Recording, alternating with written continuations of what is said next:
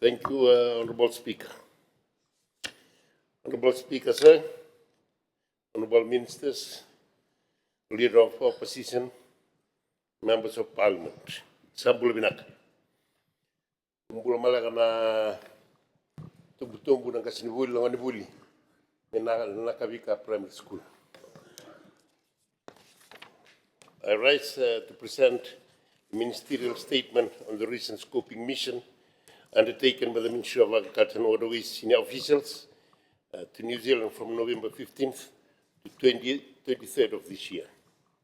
The scoping mission to New Zealand aimed at strengthening Fiji's food security, climate resilience, and market competitiveness. Honorable Speaker, sir, the non-sugar agriculture sector continues to grow. Regarding non-sugar agriculture export, 328.1 million of export revenue was generated from the sales of crop and livestock produce and products, both fresh and frozen, last year. Honorable Speaker said New Zealand is a developed market with a strong agriculture and food sector. The country has a growing demand for premium, high quality and sustainable sourced agricultural products driven by an increasing health conscious and eco-aware consumer base. And the New Zealand market was estimated to be 41.64 million, which is 13% of the total export of non-sugar agriculture produce. Honorable Speaker, the Ministry of Agriculture and Waterways appreciates the long-standing and fruitful collaboration with the Government of New Zealand, especially in the areas of enhanced collaboration in agriculture and rural development, through technology transfer, capacity building, trade facilitation, and infrastructural development. These agreements include an agreement between the government and of the Republic of Fiji through the Ministry of Primary Industry and Challenge Livestock New Zealand Limited, signed back in 2010, and had already been completed.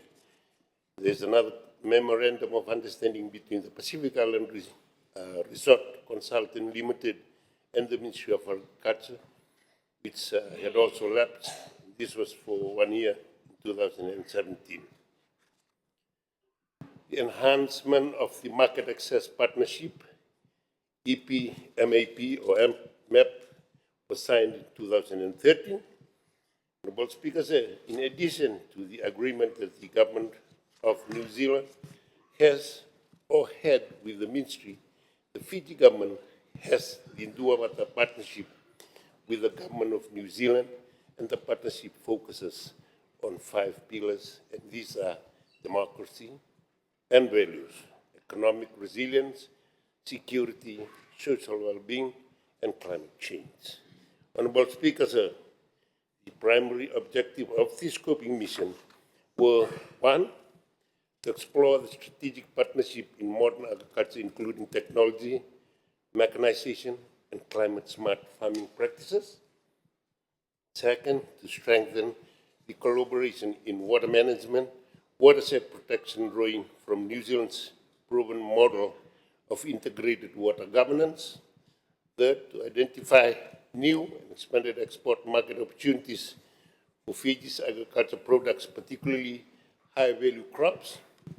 Fourth, to develop pathways for agriculture education, capacity building, and technical exchange between the two countries. Honorable Speaker said, during the mission, the Fiji delegation engaged with a spectrum of government agencies, distributors, research institutes, business councils, and growers. And these were meeting with the New Zealand Ministry of Primary Industry, the discussion with the New Zealand Ministry of Primary Industry focused on quarantine and biosecurity cooperation, market access for Fiji's agriculture produce.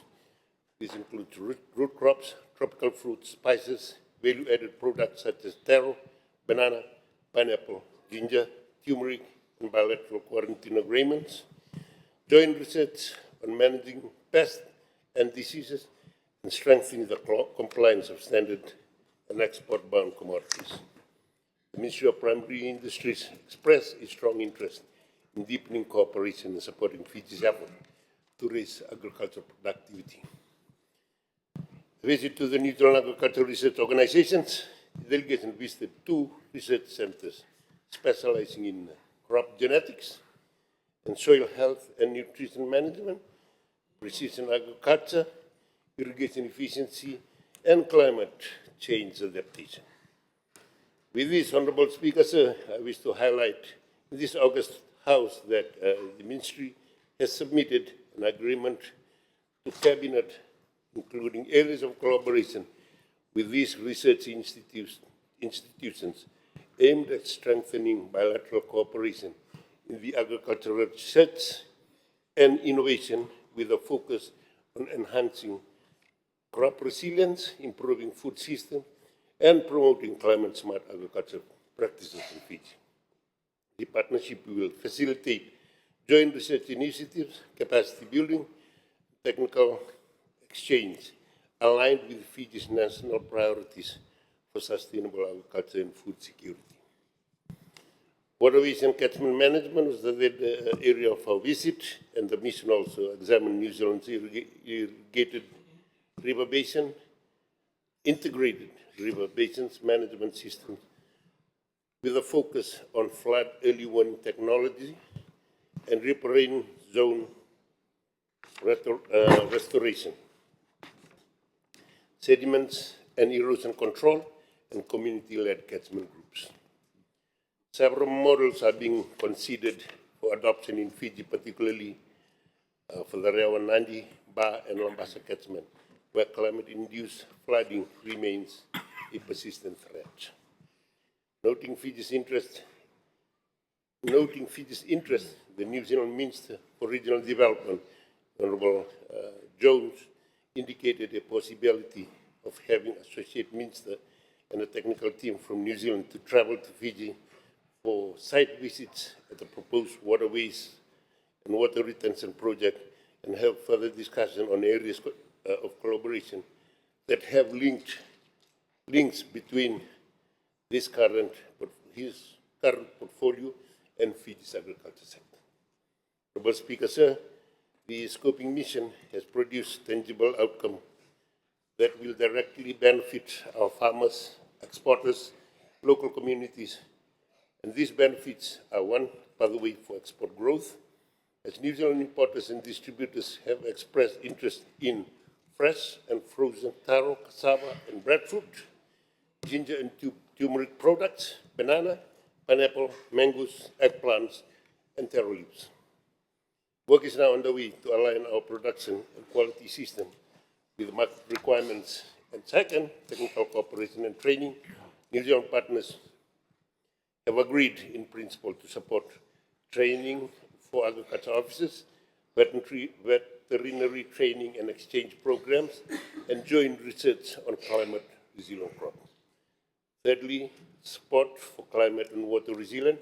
The mission identified potential funding for flood mitigation projects, collaboration opportunities for water catchment, watershed management, and exchange for further information for potential support on early warning systems and hydrological model tools.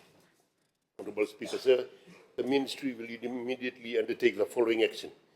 1, conclude the Memorandum of Cooperation in Research Institution in New Zealand on land care programs. 2nd, to conduct additional technology scoping in New Zealand farms, including precision irrigation and improved seed systems. 3rd, to strengthen export compliance protocol to fast-track the entry of more Fijian products into New Zealand. 4th, to scale up catchment management projects using lessons learned from New Zealand's river basin framework. And 5th, to review the current agreement with the New Zealand government under the Duabata partnership to support the need for the revised review of legislation, policy and standards, operating procedures for non-sugarcane agriculture export growth, and finally, to liaise and establish network with interested importers and distributors for the supply of non-sugarcane agricultural produce. And these are banana, pineapple, taro leaves, cassava, ginger, turmeric, mangoes, breadfruit, okra, and eggplant. Honourable Speaker, sir, scoping mission to New Zealand reinforced Fiji's commitment to transforming our agriculture sector from a system vulnerable to climate shock into one that is resilient, technology-driven, market-oriented, and capable of delivering prosperity to every Fijian household. This partnership will strengthen our farmers, safeguard our waterways, and energize our rural economy. The Ministry looks forward to translating this discussion into concrete results throughout 2026 and beyond. Information paper with more details on the scoping mission to New Zealand will be submitted to Cabinet soon. And we now will answer.